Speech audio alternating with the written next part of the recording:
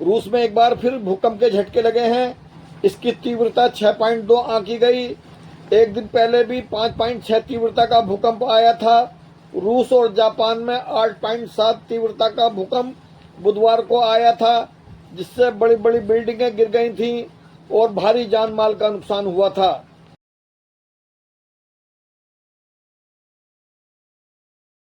और सैकड़ों लोग मारे गए थे। इसके बाद भयंकर सुनामी आई थी और 3 मीटर की लहरें समुद्री तट से टकराई थीं और भारी तबाही हुई थी।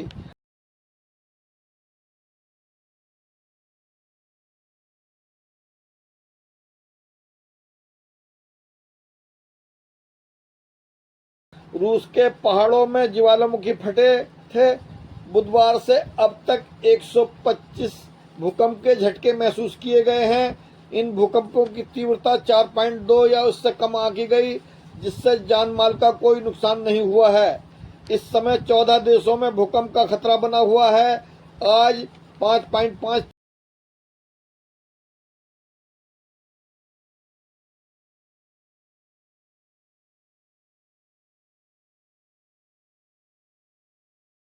तीव्रता का भूकंप अफगानिस्तान में महसूस किया गया।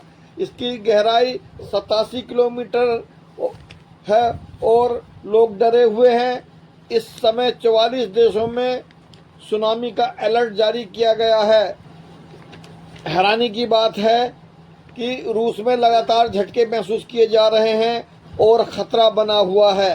रूस में लोगों को इमारतों से दूर रहने को कहा गया है। लोग तंबू लगाकर मैदानों में रहने को मजबूर हैं।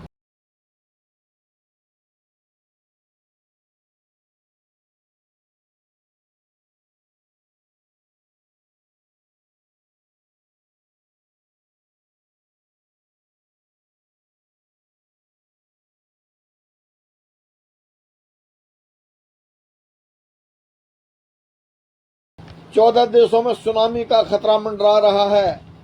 अमेरिका के कैलिफोर्निया के तट पर 1 फुट की लहर टकराई है। लाखों लोगों से घर खाली कराए गए हैं। जापान के टोक्यो से 20 लाख लोगों के घर खाली कराए गए थे। जापान के न्यूक्लियर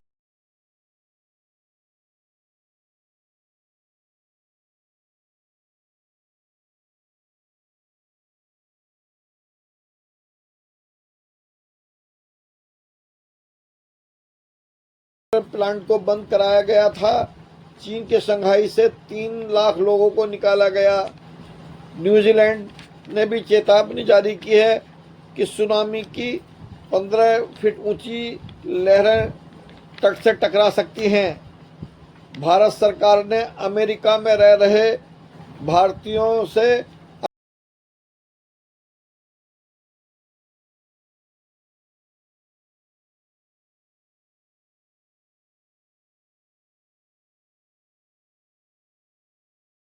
अमेरिकी सरकार की चेतावनी को पर ध्यान देने के लिए भारतीय दूतावास ने आदेश जारी किया है और वह कह रहे हैं कि जो भारतीय निचले इलाकों में रह रहे हैं और तटों के नज़दीक रह रहे हैं वो ऊंचाई वाले क्षेत्रों में चले जाएं।